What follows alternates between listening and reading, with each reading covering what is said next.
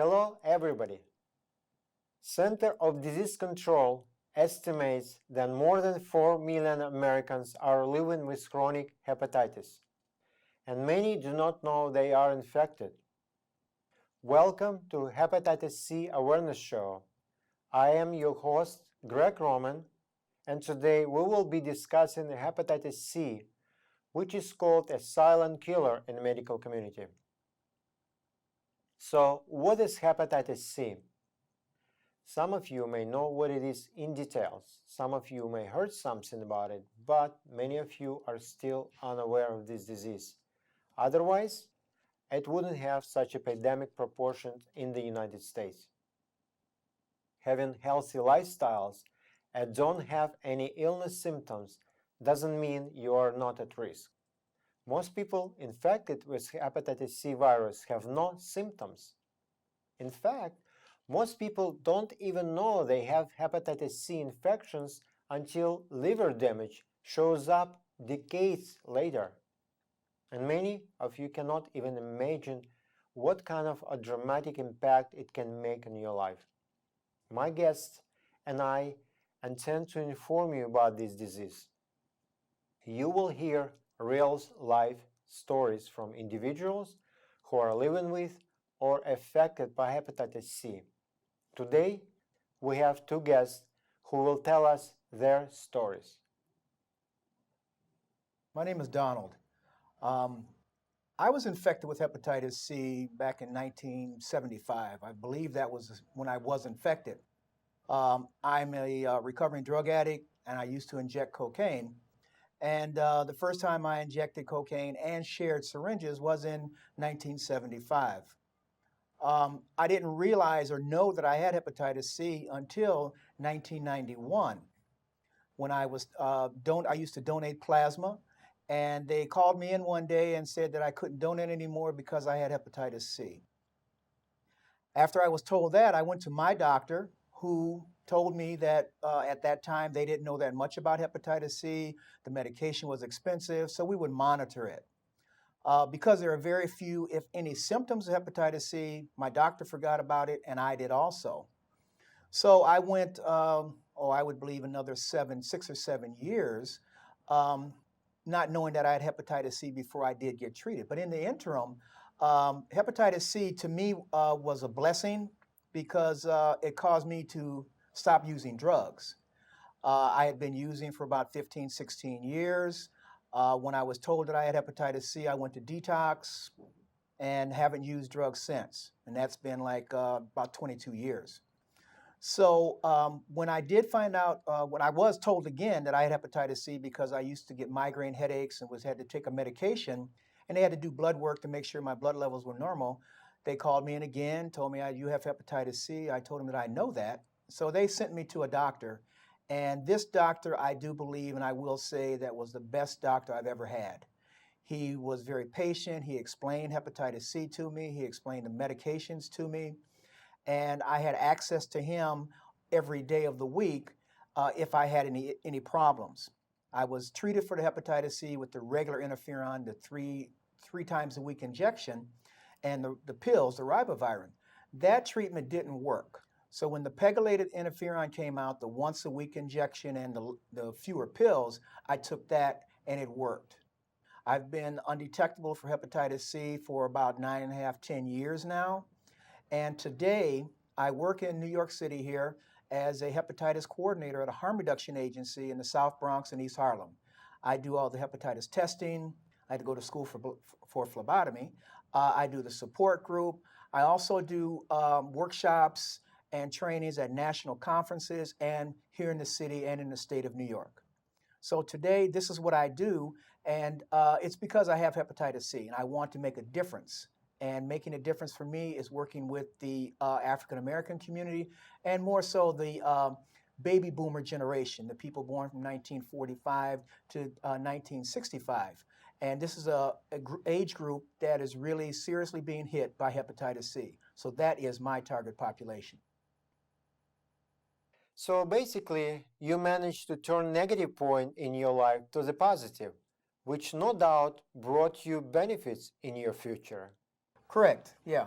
I did. Like I said, hepatitis C, finding out that I had hepatitis C and knowing that I probably got it from my drug use caused me to go to detox and caused me to stop using drugs, which was a good thing. And I was going to NA meetings and AA meetings, and I found that a lot of people had hepatitis C. So I was working at a HIV agency in Ann Arbor, Michigan, and I started a support group there, and I believe that the support group is still going on. And I left Ann Arbor almost 10 years ago. You have to deal not only with the fact that you have virus, but also with side effects of medications. For that, you need support from family and friends. Did you get that support? I had a lot of support from my family, my daughters, and I had a lot of support within the recovery community because there were, like I said, a lot of people who had hepatitis C, and they would come to the meeting. There were some people who were on a treatment, so we were able to talk and support each other. More than a decade passed since your treatment, and you are well informed on current situation with medication options and overall hepatitis C awareness. So you can make comparison. Do you see any changes? Well, now the medications are about the same. You give yourself less injections once a week. The side effects are the same, but they're coming out with newer medications that are going to shorten the time that you're on treatment. Then lately, there has been just a little bit more information. The Center for Disease Control says that they would like to have all people born within 1945 and 1965 tested at least one time for hepatitis C. So there's more information about it, but there still needs to be more. Because there are still some doctors who really aren't aware of hepatitis C, and they don't really know what to do. Even like it was in 1991 when I went to my doctor, and he didn't know that much about it. And there are still doctors who really don't know that much about it. So the medical community needs to get more information about it because at a lot of the trainings that are being done, you still find a lot of doctors coming to these trainings that are being done by agencies who are specializing in hepatitis C. Donald, thank you for telling your story. We have one more guest today who will share with us his story. Tony, please. My name is Anthony Kilburn. My friends call me Tony. Uh, my journey started with the hepatitis C virus in actually 2007, but right now I'm currently living with the virus. Um, I was on kidney dialysis in 2007, and I was trying to get on the waiting list for a transplant. Um, the doctors tested me through a liver biopsy, and that's how I found out I had the hepatitis C virus. At first, I was, really, really in shock because I didn't do drugs. I never shared any needles with anybody, but it could have been a possibility as a younger man in Chicago, growing up in Chicago. I suffered from a lot of ulcers and I had a lot of relapses. And I had a surgery for one of those relapses and I had blood transfusions. So could have been a possibility I could have got it from there. In 2008, I left the nursing home. I moved into a boarding house. I eventually got on the waiting list in 2008. The doctors tried to help me to clear the virus with the interferon drug, but it didn't work. So they took me off of it. In 2008, they gave me a choice. They said you could move up on the waiting list by taking the kidney with the hepatitis C virus, or you can wait 5 to 9 years. I chose to take the kidney. So in Thanksgiving 2009, I received a kidney from a donor who had the Hep C virus. Right now, I'm an advocate for the New York Organ Donor Network. I'm also a volunteer, and I'm also part of a creative writing group for the hepatitis C virus. At first, I wouldn't even tell anybody I had the virus because I didn't want anybody thinking of me in a negative way. Right now, I'm studying to be a medical assistant, and right now my life is good. I go every year to take a blood test, and I do have some liver scarring, and right now the doctors are not, my virus hasn't spread, so I'm I'm glad to be alive. Right now, there's a lot of myths out there about tissue and organ donation. It's saying that people can't give with the hepatitis C virus, but that's not true. As I said before, I received a kidney from a donor that had the Hep C virus, and so far, my virus hasn't spread to any of my other organs or anything like that. It was a shocking news for you that you have a hepatitis C virus. What was the reactions of your family and friends when you told them about it? They were very supportive. They were like, we'll take one thing at a time. First, we'll worry about the transplant, then we'll worry about the virus. And they were like, we're okay. You're gonna be okay. You're gonna be fine.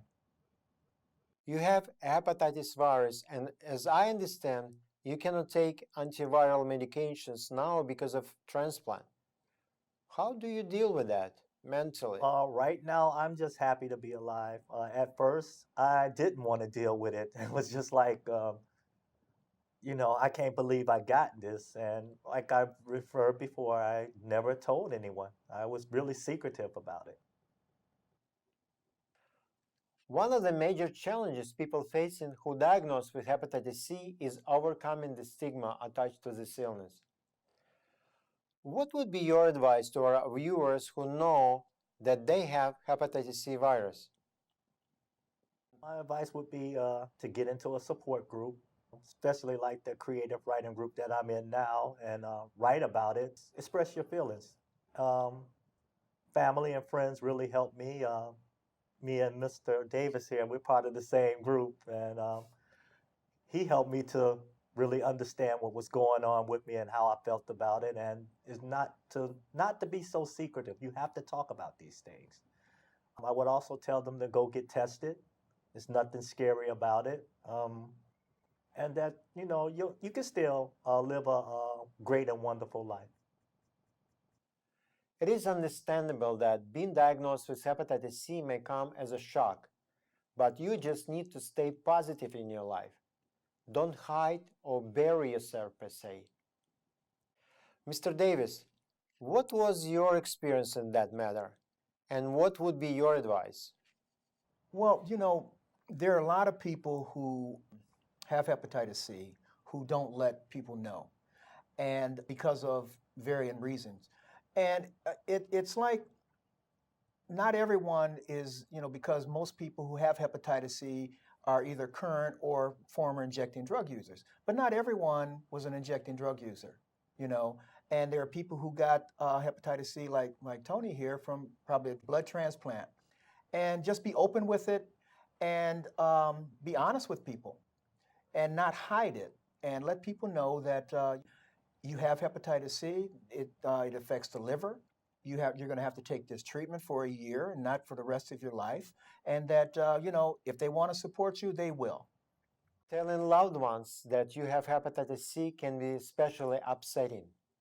But you have to do that because family members can be the first people to offer support. How important was role or your family on the time your treatment? How supportive were your friends? Oh, well, because I've been undetectable for like 10 years now, when I was taking the treatment, everything was fine. My kids were really good with me with the medication. I remember one time I was at a conference in Albuquerque, New Mexico, and I had to take my injection. And some people that I knew from an agency in Chicago, they said, well, we're going to come up to your room and we'll watch a movie and stuff. You take your injection and we'll wait until you go to bed and make sure you're okay. So, you have people who support you, and you have people who support you to no limit. Okay, you heard stories from our guests, and here's my personal story. For how many years I had been infected by hepatitis C virus before first time a test showed its presence in my blood in 1997? I honestly don't know. That year, I volunteered to donate blood, and a bit later was informed that my blood was screened for hepatitis C, and tests were positive. I was shocked. I had no idea where it came from. I never did drugs. I don't have a tattoo. My lifestyle have always been healthy. The only possibility that I think of might be injection with the reusable needle in the hospital back in Russia. Disposable syringes wasn't available back then. I was very upset about test result, but since I had no symptoms of any illness, I decided to move on with my life, and after some time I just forgot about it. I forgot about hepatitis C, but it didn't forget about my liver, so to speak. After then, more than a decade later, it reminded me about its existence. During the regular checkup, my doctor spotted changes in liver functions and requested further testing for hepatitis C. I'm very thankful to my doctor what she did. When she spotted my liver problem, she didn't know about that positive test in 1997. I did hepatitis C test and result wasn't pleasant. My virus was extremely active. That meant I had to do treatment. I didn't know anything about that treatment, anything at all, but there was no time to delay. So I started antiviral therapy. I couldn't even imagine how hard it possibly could be. You know what I'm talking about, right? Yes, I do. After a few weeks of treatment, I started feeling side effects. I started losing weight, started losing appetite, started losing everything, including interest in life. I was totally lost at that point in my life. I decided to start looking for help. I called New York City service line 311. They guided me to the New York City Health Department, and Health Department representative suggested as one of the options to join a hepatitis C support group. I was kind of skeptical about the effectiveness of group meetings, but I decided to join a support group in Manhattan, and I'm glad I did. I went to support group meetings during my treatment for more than a year, and it helped me a lot. Talking to people who was going through the same tough times as myself was very helpful. Of course, each of us had different problems caused by hepatitis C and treatment side effects, but in general, everyone had to deal with the similar issues and problems: depression, weakness, insomnia, and mental aspect was probably the hardest part to deal with. Discussions of those issues help us all. Particularly, those meetings helped me to overcome stigma. So I was lucky enough to find help and support at time I was needed it most. I was asking my doctor why we don't have support group in Russian community. And he responded, "Why don't you take an initiative and open one? You have first-hand experience." So I called New York City Health Department with an initiative to open hepatitis support group in Russian community. And with their guidance and help, I began a first Russian support group this year, with the goal to help those Russians whose life is affected by hepatitis. I'm happy to say that from January of this year, Russian support group is up and running. By the way, if any of you want to participate, you are more than welcome. Even though it is Russian support group, we speak two languages. We meet once a month, last Wednesday every month in Kings Highway Library in Brooklyn. Everybody, welcome. And now we came to the fun part of our show. When I was putting this show together, I came up with an idea for a final part of our show and call it signature. As a full name of a person, our signature will consist of three parts: first name, middle name, and last name. For first name, gratitude, what we are thankful for. For the middle name, forgiveness. And for the last name, wish, what we are wish for. I will lead the way. What I'm thankful for. I'm thankful for my doctors. I'm thankful for my friends and my kids who helped me to go through those hard times when I was going through the hard treatment. On forgiveness, I forgive myself for the past mistakes I did in my life, especially for doing nothing when I learned that I have virus at the first time. On Wish, I wish that someone from celebrities will become face and voice for hepatitis disease and will bring more awareness like Major Johnson did for HIV.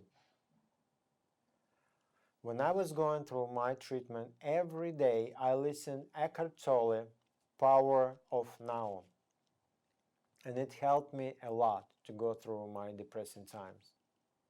Eckhart Tolle, together with Oprah, put a very interesting spiritual webcast which helping millions of people around the globe. I wish one day, together, we can make a special program for people affected by hepatitis who are going through their depressing times. So, Donald, what is your signature? My signature for gratitude, I too like to thank my family, my children, my friends that were suffering from hepatitis C at the same time I was, who were on treatment, and how we supported one another. I have a lot of gratitude for my doctor and everyone in his office because they were so supportive and they were always there when I needed them. For forgiveness, I too want to forgive myself because of the actions that I did, the way the type of life I lived that caused me to be infected with hepatitis C. And for a wish, my wish is that people in the age group that I am, the people who were born between 1945 and 1965, that everyone would get tested for hepatitis C at least one time. And that if they are infected with hepatitis C, would be to at least try the treatment. Thank you, Donald. Tony, what would be your signature? My signature, I'm thankful for just being alive. I thank God for letting me get up every day. Thankful to the team at Mount Sinai, Paula, all the transplant team. I'm thankful to my family, thankful to my donor. May God bless and may you rest in peace. I'm also thankful for the people at the New York Organ Donor Network, especially Karen, Jennifer, and Stefan. Paula, what you do matters. Thank you. For forgiveness, I forgive myself for not going to get tested when they first told me to go take a blood test. And for my wish, I just hope that everybody just go get tested and so you won't have to deal with this disease the way I have to deal with it. Thank you, Tony. Well, this is our show. We hope that we got your attention to that disease called silent killer, hepatitis C, which is responsible for taking thousands of lives in the United States alone. Early detection of hepatitis increases your chances to get cured and be well. So please consider taking a blood test.